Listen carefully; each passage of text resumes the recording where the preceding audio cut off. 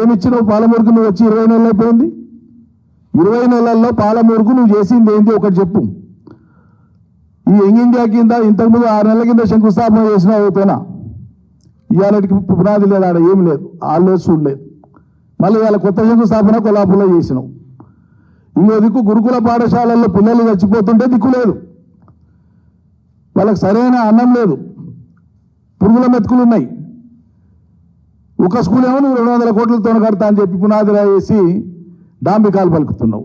ఉన్న స్కూళ్ళ యొక్క స్థితి ఏంది, దుస్థితి ఏంది, దీన్ని బాగు చేసేటువంటి పరిస్థితి ఏంది? విద్యాశాఖ మీ చేతిలోనే ఉంది. దీని మీద దృష్టి సారించమంటే అది లేదు. తెలంగాణను భారతదేశంలో 1980 దశకం దాకా అప్రతిహతంగా పాలించినటువంటి కాంగ్రెస్ పార్టీ ఈ దేశవ్యాప్తంగా జరిగినటువంటి మంచికి కానీ అక్కడక్కడ చెడుకు కానీ కారణమైతే ఖచ్చితంగా కాంగ్రెస్కు పాత్ర ఉంది. కానీ ఆ తర్వాత జరిగిన పరిణామాలలో ఒక పివి నరసింహారావు గారి కాలం మినహాయిస్తే గొప్పగా చెప్పుకునేటువంటిది ఏమి లేదు. ఇదంతా దేశానికి వర్తించే అంశం. కానీ తెలంగాణ అనబడేటువంటి ఈ ప్రాంతానికి, ఈ రాష్ట్రానికి, ఒకనాడు హైదరాబాద్ రాష్ట్రంగా ఉండేటువంటి తెలంగాణకు ఆది నుంచి ఆగర్భ శత్రువు కాంగ్రెస్ పార్టీ. మీరు దేశంలో ఎక్కడో సాధించినటువంటి విజయాలను తెలంగాణ నేల మీద నుంచి చూపించి మా గొప్పతనం అని చెప్పుకోవడం అర్హత మీకు లేదు. తెలంగాణలో మీరు చేసినటువంటి సమైక్య రాష్ట్ర ప్రభుత్వం చేసినటువంటి ఏ పనైనా తెలంగాణ ప్రజలకు అది ఏనాడు మేలు చేయలే. మీ నాగార్జున సాగర్ కడితే తెలంగాణకు మేలు చేయలే, సైట్ మార్చిండ్రు. శ్రీశైలం కడితే సైట్ మార్చిండ్రు, తెలంగాణకు మేలు చేయలే. అక్కడ ఉన్న నీళ్లను దఫాలుగా పోతేటిపాడు వారైతే మరో ద్వారైతే ఇవాళ మొత్తం ఎత్తుకొని పోతున్నారు. వీటన్నింటినీ చేసింది కాంగ్రెస్ పార్టీ కదా. కాంగ్రెస్ పార్టీ హయాంలోనే కదా తెలంగాణ జరిగినటువంటి అన్యాయం అంతా. తెలంగాణ విధ్వంసం అయిందే, సర్వనాశనమైందే కాంగ్రెస్ యొక్క ప్రభుత్వ కాలంలో, ఆ తర్వాత చంద్రబాబు తెలుగుదేశం యొక్క ప్రభుత్వ కాలంలో. ఇది నేను చెప్పడం కాదు, 100 సార్లు చెప్పడం కాదు. స్వయంగా మీ కాంగ్రెస్ తెలంగాణ ప్రాంతపు కాంగ్రెస్ నాయకులు శ్రీకృష్ణ కమిటీకి ఇచ్చినటువంటి రిపోర్ట్లో ఇచ్చినటువంటి అంశం వాళ్ళు పేర్కొన్నారు. మా తెలంగాణకు అన్యాయం జరిగిందని. మరి చేసిందే మీరు మంది కాదు కదా. ఎందుకు రాష్ట్రాన్ని కోరుతున్నారు అన్నప్పుడు, హేతుబద్ధత మాట్లాడినప్పుడు తెలంగాణకు అన్యాయం జరిగింది సమైక్య రాష్ట్రంలో కాంగ్రెస్ పార్టీ కూడా శ్రీకృష్ణ కమిటీకి నివేదిక ఇచ్చింది. అంటే తెలంగాణ వెనుకబాటుతనంలో సింహభాగం కాంగ్రెస్దే. ఆ తర్వాత మిగిలిన భాగం చంద్రబాబు నాయుడిది, అదేవిధంగా తెలుగుదేశం ప్రభుత్వాన్ని ఆనాడు సమైక్య రాష్ట్ర ప్రభుత్వాలది. ఇప్పుడు అసలు విచిత్రం అంటే, ఒకనాడేమో శాసనసభలో మాట్లాడేటప్పుడే మీరే తెలుగుదేశంలోని శాసనసభ్యుడు అన్నాడు, రికార్డులో ఉంది, 100 సార్లు మాట్లాడాం. ఎన్నిసార్లు మాట్లాడినా మళ్ళీ ఆయన అదే మాట్లాడతాడు. మా నాయన చచ్చిపోతే దినాలు చేస్తే నీళ్లు స్నానం చేస్తామంటే నీళ్ళు లేవంటే నెత్తిన నీళ్ళు తలుకొని పోయినాం, అటువంటి నికృష్ట పాలన కాంగ్రెస్ అని మాట్లాడింది ఈయననే.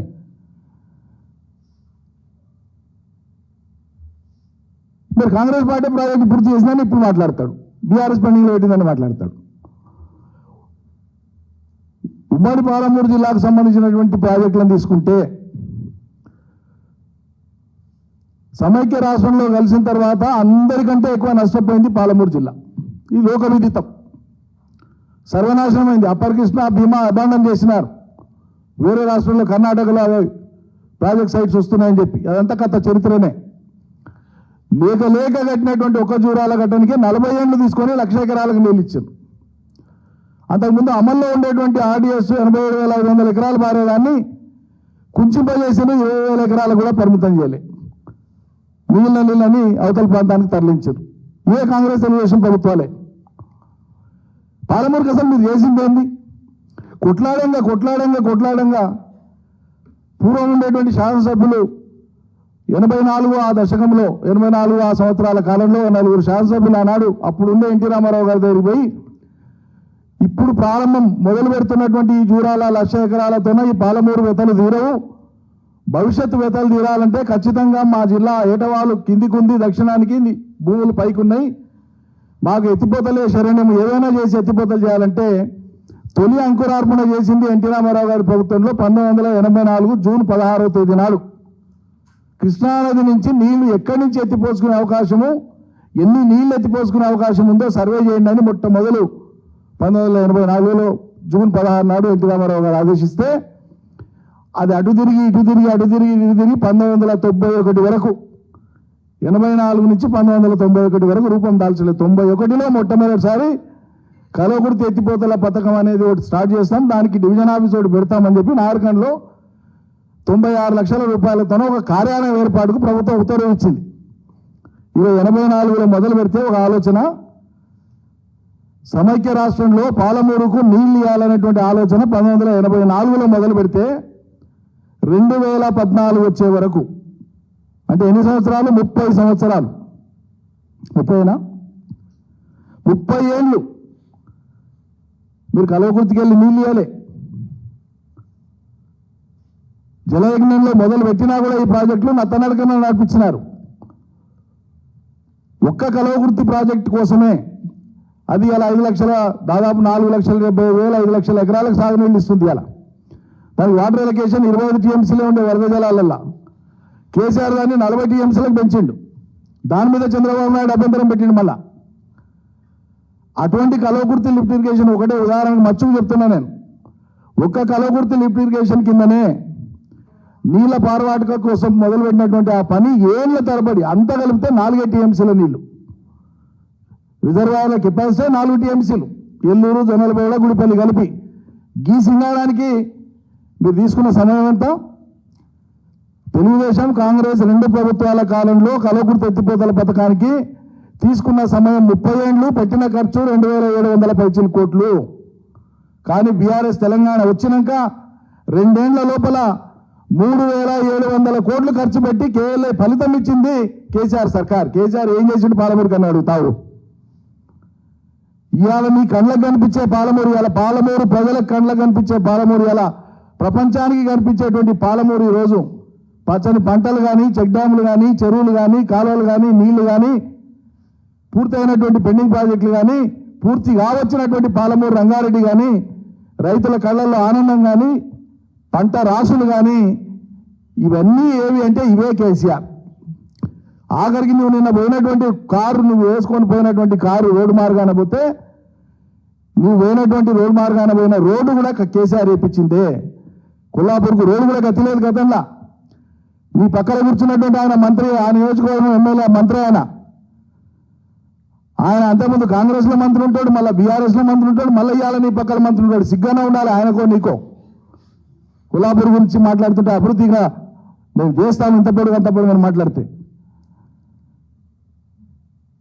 రోడ్డు గతి లేకుండే. ఇవన్నీ ఇవాళ రూపానికి వచ్చి ఈ స్థితిలో ఉండేటువంటి దానికి వచ్చి చేసింది కేసీఆర్. ఆ కేసీఆర్ని పట్టుకొని నువ్వు ఇష్టారాజ్యంగా వెళ్తావు. నువ్వేం చేస్తావో మొగుడా అంటే అది మాట్లాడవు.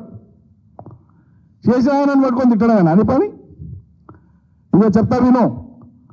పాలమూరు రంగారెడ్డికి నీ గురువు చంద్రబాబు నాయుడు, ఆంధ్ర రాజకీయ నేతలు, నీకు మద్దతిచ్చే ఆంధ్ర మీడియా సమిష్టిగా పాలమూరు రంగారెడ్డిని అడ్డుకోవడానికి చేసిన కుట్రలను ఛేదించి రాష్ట్ర సొంత నిధులతోన 32,000 కోట్ల రూపాయలు ఖర్చు చేసి ఇప్పటికే 90% పాలమూరు రంగారెడ్డి పనులను పూర్తి చేసిండు కేసీఆర్. ఒకనాడన సమీక్ష పెట్టినావా? దమ్ముంటే పెట్టు. మొత్తం ప్రింట్ అండ్ ఎలక్ట్రానిక్ మీడియా ప్రతినిధుల ముందర ప్రత్యక్ష రివ్యూ పెట్టు. అపోజిషన్ పార్టీని మమ్మల్ని కూడా ఆహ్వానించు. 32,000 కోట్ల రూపాయలు ఖర్చు చేసి 27,000 ఎకరాల భూసేకరణ చేసి 5 రిజర్వాయర్లు కట్టి 4 పంపింగ్ స్టేషన్లు పూర్తి చేసి మెయిన్ కెనాల్స్ చేసి అండర్ గ్రౌండ్ టనల్స్ చేసి సజ్పుల్స్ కంప్లీట్ చేసి ఇవన్నీ కంప్లీట్ చేసినాం. ఒక మోటార్ ఆన్ చేసి నీళ్లు కూడా ఇచ్చినాం నార్లాపూర్ రిజర్వాయర్కి ఎన్నికల కంటే ముందే. ఆ మిగిలిన 10% పనులను 1,100 కోట్లు ఖర్చు పెట్టి చేయండి అంటే 20 నెలలైనా ఇవాళకి చేయనికే మీకు మనసు వస్తలేదు.